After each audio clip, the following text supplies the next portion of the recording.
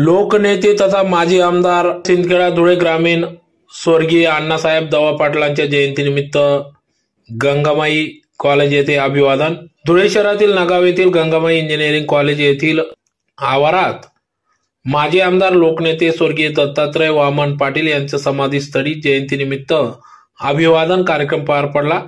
यावेळेस नवनिर्वाचित आमदार राघवेंद्र उर्फ राम बधाने, माजी जिल्हा परिषद अध्यक्ष बाळासाहेब मनोहरजी बधाने, माजी पंचायत समिती सभापती तथा लोकनियुक्त सरपंच सौ ज्ञानज्योतिताई बधाने, अनित पाटील, सौ वैशाली अनित पाटील, वैष्णवी राघवेंद्र पाटील, चिरंजीव कुबेर, कृष्णा अथर्व, संपूर्ण बधाने परिवार यांच्या वतीने या ठिकाणी अभिवादन करण्यात आले। तर यावेळेस संपूर्ण धुळे तालुक्यातील भाजप पदाधिकारी, त्याचबरोबर नगाव एज्युकेशन सोसायटीचे सदस्य पदाधिकारी या ठिकाणी उपस्थित होते। तर त्याचबरोबर पंचायत समिती सदस्य S T Patil, MVR RR Patil, BM Patil, Chordia sir, Pratap sir, Kiran Jadhav, SB Sonawane, Ayare sir, Ayarrao sir, शिक्षक, सर्व शिक्षक शिक्षकेतर कर्मचारी, विविध गावातील सरपंच पदाधिकारी यांनी या ठिकाणी अभिवादन केले।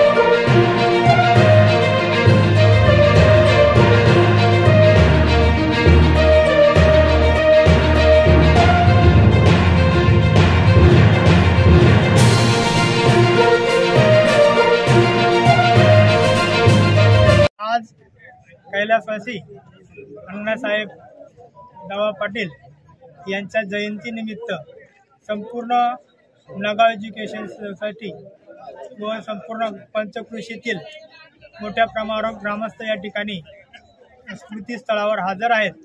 अण्णासाहेबांना या ठिकाणी सर्वजण अभिवादन करण्यासाठी उपस्थित आहेत।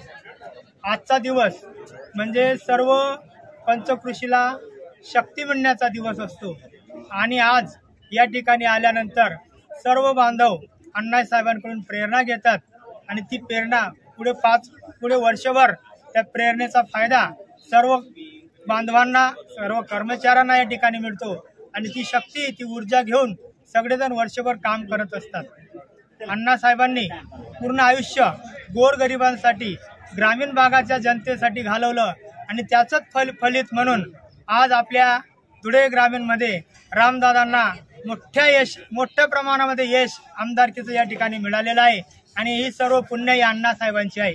अण्णासाहेबांच्या कर्तृत्वामुळे, अण्णासाहेबांच्या मेहनतीमुळे आज आपल्या नगाव गावाला पुन्हा एकदा आमदारकीचा शिक्का लागलेला आहे आणि आता 5 वर्षामध्ये आपण सर्व कर्मचारी बांधव, सर्व ग्रामस्थ बांधव, पंचकृषीतील सर्व बांधव मिळून पूर्ण धुळे ग्रामीणमध्ये जितका आपल्याला विकास करता येईल 5 वर्षामध्ये तेवढा विकास अण्णासाहेबांच्या आशीर्वादाने या सत्तेचा आपण फायदा घेऊ आणि पुढे 25 वर्षापर्यंत आपल्या गावातून सत्ता हलणार नाही आणि आपल्या गावाला मंत्रिपद मिळेल अशा पद्धतीने आपण सर्व ग्रामस्थांनी प्रयत्न करून जास्तीत जास्त रामदादांच्या माध्यमातून या ठिकाणी आपण काम करून घेणार आहोत। बाळासाहेबांचे आता आपल्या सर्वांना आशीर्वाद आहेत, माईसाहेबांचे आशीर्वाद आहेत आणि सर्वांच्या आशीर्वादाने रामदादांना या ठिकाणी मोठी संधी आलेली आहे आणि रामदादांचं काम आपण सर्वांनी पाहिलेलं आहे।